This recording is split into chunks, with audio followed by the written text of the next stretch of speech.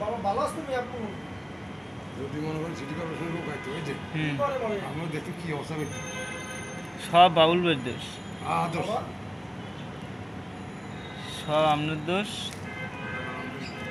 না কারণ তো আমরা ভাই বেঞ্চি নিশ্চিত ভাই বানি অন লাগাইছি হ্যাঁ, নিশ্চিত ভাই বেঞ্চি এই ওয়াটার লেভেলটা কি মানে দোষটা আমাদের থাকবো একটা সাথ দিতে আমরা গোয়ামানের না বমি হাত কমে নাই।